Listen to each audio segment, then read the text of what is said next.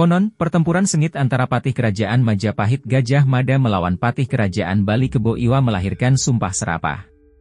Sumpah serapah yang keluar dari mulut Kebo Iwa itu menghasilkan kutukan, yaitu Nusantara dijajah oleh bangsa kulit putih. Kala kedua patih yang sakti itu mengadu ketangkasan dan keunggulan ilmu, konon pertarungan berjalan seimbang, tidak ada yang tumbang. Padahal peluh dan akal cerdik sudah maksimal digunakan keduanya. Pertarungan berlangsung lama, membuat keduanya lelah dan sepakat melakukan gencatan senjata. Baca juga kisah Hari Bayangkara dan keberhasilan Gajah Mada selamatkan Raja Majapahit. Saat itulah, Kebo Iwa membuka tabir rahasia kematiannya, sekaligus sumpah serapah yang membawa kutukan. Kebo Iwa menyampaikan, bahwa dirinya hanya bisa dikalahkan kalau Gajah Mada menguburinya dengan serbuk kapur. Namun, akan datang waktunya, Nusantara yang dipersatukan oleh Majapahit akan dijajah bangsa kulit putih dan berhidung mancung. Begitu ucapan Kebo Iwa saat melawan Gajah Mada. Bagaimana kisah pertarungan itu bermula dan berakhir? Konon, di mata Majapahit khususnya patih Gajah Mada, kerajaan Bali bagai kerikil dalam sepatu yang membuat ambisi menyatukan Nusantara berlangsung tidak nyaman dan mulus. Kerajaan Bali salah satu daerah di Nusantara yang sulit ditundukkan kerajaan Majapahit. Secara turun-temurun kerajaan-kerajaan di Bali ini diperintah oleh raja-raja keturunan dinasti Warmadewa. Pada 1337 Masehi, kerajaan Bali dikenal dengan sebutan Kerajaan Bali Aga. Konon, pusat pemerintahan kerajaan ini terletak di Bedahulu. Karena itu, kerajaan Bali Aga sering disebut Kerajaan Bedahulu atau Bedulu. Raja terakhir kerajaan Bali Aga bernama Sri Ratna Bumi Banten. Sang raja inilah yang menentang ekspansi kerajaan Majapahit yang dipimpin Gajah Mada pada 1343. Sang raja tidak takut dengan cerita kehebatan Majapahit karena mereka sendiri memiliki bala tentaranya yang militan. Belum lagi patih Kebo Iwa yang memiliki kesaktian. Sosok inilah yang bisa menggentarkan nyali Mahapatih Gajah Mada. Disebutkan bahwa Gajah Mada takut berhadap langsung dengan Kebo Iwa yang tinggal di belah batu itu. Patih Gajah Mada memang merasakan ada kesulitan besar yang menghantui dirinya dan belum dirasakan sebelumnya saat ia menaklukkan sejumlah kerajaan di Nusantara bahkan di luar Nusantara. Tak seperti biasanya Gajah Mada merasa enteng saat berhadapan dengan musuh lebih besar dan lebih kuat dan memiliki peralatan perang serba lengkap. Namun saat menghadapi kerajaan Bali Aga, ada rasa takut dalam diri Gajah Mada. Namun, karena sudah mengucapkan sumpah palapa, penaklukan terhadap kerajaan Bali Aga harus dilakukan, apapun tantangannya. Konon, suatu hari semua pembesar kerajaan Majapahit melakukan rapat membicarakan penaklukan kerajaan Bali Aga. Gajah Mada yang ikut dalam rapat tersebut sempat menyampaikan ungkapannya terkait kehebatan kerajaan Bali Aga. Gajah Mada juga menyampaikan informasi terkait kesaktian Kebo Iwa, salah satu pentolan punggawa kerajaan Bali Aga. Dalam rapat itu, Gajah Mada menyampaikan bahwa selama Kebo Iwa masih di Bali, Majapahit akan kesulitan menaklukkan kerajaan Bali Aga secara terbuka. Maka dalam rapat itu diaturlah siasat bagaimana menaklukkan kerajaan Bali Aga. Diputuskan dalam rapat bahwa untuk menaklukkan Bali Aga, Kebo Iwa harus dipancing keluar dari Bali dan dihilangkan nyawanya. Tapi bagaimana caranya? Ratu Majapahit Putri Tribuana Tunggadewi lalu bersiasat dengan mengirim surat kepada Raja Bali Aga yang isinya seakan-akan Ratu Majapahit menginginkan persahabatan dengan Raja Bali Aga. Yang membawa surat tersebut adalah Gajah Mada dan rombongan terbatas. Kedatangan mereka juga strategi untuk memata-matai kekuatan prajurit kerajaan Bali Aga. Baca juga kisah Gajah Mada pimpin pasukan Bayangkara tumpas pemberontakan Rakuti. Konon, Gajah Mada bersama rombongan kecilnya berangkat menggunakan perahu layar, naik dari pelabuhan Pantai Bubat, menelusuri pantai kerajaan Pejarakan, terus ke pelabuhan Purancak sampai ke tepi pantai Jembrana. Dari sana rombongan Gajah Mada melanjutkan perjalanan hingga tiba di pantai Gumicik, lalu terus melalui jalan darat. Saat perahu mereka berlabuh, tersiarlah kabar hingga ke telinga Ki Pasung Grigis, mangku bumi kerajaan Bali Aga yang tinggal di Tengkulak. Ia pun langsung mempersiapkan diri dan anak buahnya untuk bertempur. Tetapi saat bertemu Gajah Mada dan rombongannya, Gajah Mada mengutarakan sembah ampun kepadanya. Maafkan atas kedatangan hamba tanpa memberi kabar terlebih dahulu. Hamba adalah utusan kerajaan Majapahit bernama Patih Gajah Mada. Kedatangan hamba atas kehendak Ratu Tribuana Tunggadewi untuk menyampaikan sepucuk surat kepada Raja Bali Aga, ucap Gajah Mada. Mendengar penjelasan Patih Gajah Mada, Ki Pasung Grigis meyakini bahwa kedatangan Gajah Mada ke Bali tidak berniat buruk. Apalagi Gajah Mada tidak membawa perlengkapan perang sebagaimana lazimnya angkatan perang. Ki Pasung Grigis menyambut tamunya dengan sopan. Apalagi Ki Pasung Grigis juga sering mendengar kemasyhuran nama Patih Gajah Mada di Majapahit. "Baik Patih Mada, Gajah Mada, kami antar menghadap Sri Baginda Raja.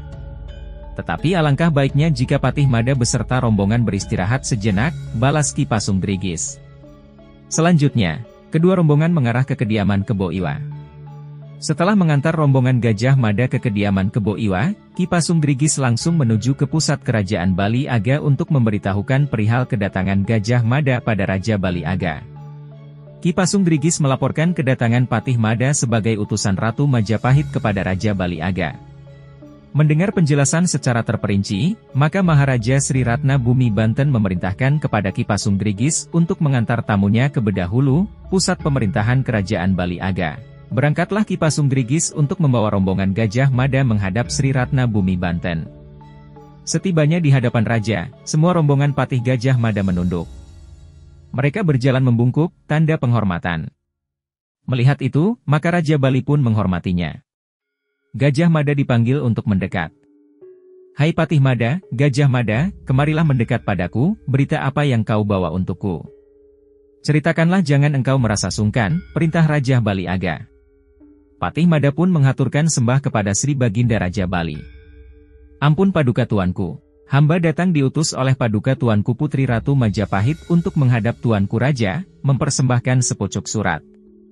Hamba mohon ampun jikalau hamba membuat kekeliruan dalam tata cara menghadap Sri Baginda Raja Agung. Inilah surat beliau, mohon Paduka Raja menerimanya," kata Gajah Mada merendah. Raja pun menerima surat tersebut dan membaca isinya. Isi surat tersebut konon ada 3 poin penting. Pertama, Majapahit memohon dengan sangat agar kerajaan Bali jangan menyerang kerajaan Majapahit. Kedua, Majapahit memohon hubungan yang dahulu diteruskan sebagai hubungan persaudaraan. Ketiga, Majapahit mohon kesediaannya agar Kebo Iwa diperkenankan untuk pergi ke Jawa agar dinikahkan dengan seorang putri yang kecantikannya sudah terkenal di tanah Jawa. Melihat isi surat itu, maka tak ada prasangka baru. Raja Bali Aga menerima semua permintaan dari kerajaan Majapahit. Saat itu semua bergembira mengetahui isi dari surat tersebut. Untuk merayakan kegembiraan itu, Raja Bali Aga mengadakan pesta penyambutan sebagai penghormatan terhadap Gajah Mada dan rombongannya. Dalam kesempatan tersebut Raja Bali Aga memerintahkan Kebo Iwa segera mempersiapkan segala sesuatunya agar pergi ke Tanah Jawa menerima hadiah dari kerajaan Majapahit. Keesokan harinya berangkatlah Kebo Iwa menuju Tanah Jawa bersama rombongan Patih Gajah Mada dengan perahu. Saat itu, Kebo Iwa berangkat dengan perahu pemberian Gajah Mada yang ternyata sudah dirancang khusus, yaitu mudah bocor. Harapannya di tengah samudera perahu tersebut tenggelam. Benar saja, perahu yang ditumpangi Kebo Iwa bocor dan tenggelam di tengah samudera. Dasar manusia sakti. Saat itu Kebo Iwa meloncat dan berenang seperti ikan hiu hingga sampai ke Pulau Jawa. Saat melihat kejadian ini, Gajah Mada semakin takut ihwal kehebatan Kebo Iwa. Sesampainya di Pulau Jawa, Mahapatih Gajah Mada mengajak Kebo Iwa berhenti sejenak sebelum melanjutkan perjalanan. Gajah Mada terus putar otak cara menyingkirkan Kebo Iwa tanpa angkat senjata dan pertumpahan darah. Sebab, jika harus bertarung melawan Kebo Iwa, Gajah Mada dan rombongannya merasa tak kuat. Nah, Gajah Mada gunakan siasat ini. Kepada Kebo Iwa, Gajah Mada menyampaikan bahwa sesuai dengan tradisi Tanah Jawa, sebelum upacara perkawinan dilaksanakan, mempelai laki-laki harus memberikan emas kawin kepada mempelai wanita, sesuai apa yang diminta oleh mempelai wanita. Mempelai wanita, kata Patih Mada, ingin juga diberikan emas kawin sebuah sumur yang kelak dapat dipergunakan untuk kesejahteraan rakyat Majapahit. Memang, sampai di Jawa, Kebo Iwa dipertemukan dengan sang putri cantik. Sang putri pun memberikan syarat agar Kebo Iwa membuatkan dirinya sebuah sumur. Tanpa curiga, Kebo Iwa menyanggupi persyaratan tersebut. Maka mulailah dengan cekatan Kebo Iwa menggali sumur.